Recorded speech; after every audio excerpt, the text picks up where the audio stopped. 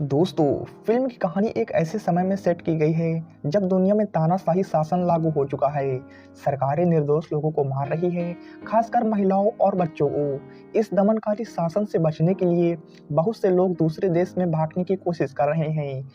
इस परिस्थिति में एक गर्भवती महिला मिया और उसके पति निको को दिखाया जाता है।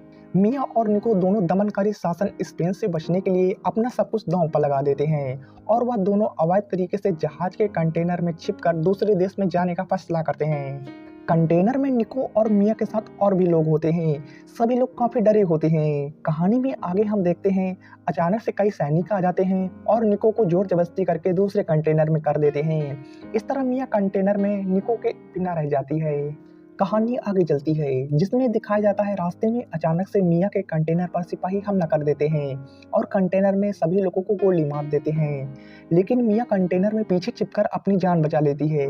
मिया कंटेनर में लोगों की लाशें देखकर काफी डर जाती है। दोस्तों, सिपाही कंटेनर की लाशों को बाहर कर देते हैं और कंटेनर बंद कर देते हैं। अब इस समय मिया कंटेनर में अकेली होती है और यह सब हादसा देखकर खूब रोने लगती है। कहानी में आगे दिखाया जाता है कि समुद्र में एक तूफान आ जाता है जिससे पूरा जहाज हिलने लगता है और मिया कंटेनर में गिरने पड़ने लगती है और फिर मिया का कंटेनर बीच समुद्र में गिर जाता है। अब मिया एक बंद लोहे के कंटेनर में समुद्र के बीचों बीच फंस जाती है।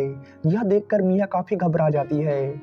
मिया को धीमे धीमे एहसास हो जाता है कि वह पूरी तरह अकेली है। ना उसके पास खाना है, ना पानी है और ना बाहर निकलने का कोई तरीका है। उसे अपने अजन्मे बच्चे के लिए जिंदा रहना ही होगा। वह कंटेनर के अंदर जो भी चीजें हैं उनसे काम चलाने की कोशिश करती है।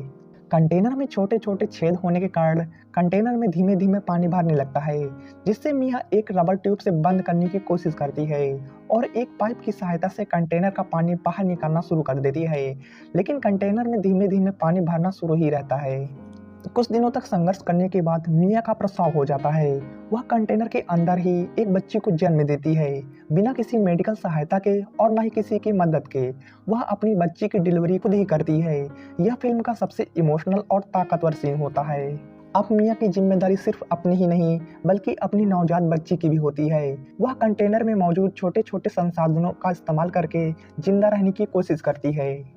मिया ड्रिल मशीन की सहायता से कंटेनर के ऊपरी भाग को काट लेती है और वह कई दिनों के बाद कंटेनर से बाहर निकलने में सफल होती है।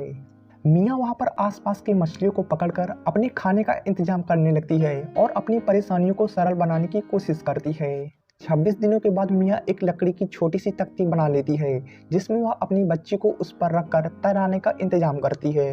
कहानी में आगे हमें दिखाया जाता है, कंटेनर में धीमे धीमे पानी बहुत तेजी से भरने लगता है और कंटेनर धीमे धीमे पानी में डूब जाता है और मिया की बच्ची लकड़ी की तख्ती में तैरती हुई नजर आती है और मिया भी उसके सहारे अपनी जान बचा लेती है। समय ढलता है और दिन में एक मछुआरे की बोट मिया के पास से गुजर रही होती है। तभी मछुआरे की बेटी की नज़र मिया और उसकी बच्ची पर पड़ती है और मछुआरे की बेटी उन दोनों को अपनी बोट पर ले आते हैं। इस तरह मिया और उसकी बच्ची की जान बच जाती है और दोस्तों, मूवी यहीं पर ख़त्म हो जाती है। दोस्तों, इस मूवी का नाम नोवेयर है, जो आप नेटफ्लिक्स पर देख सकते हैं।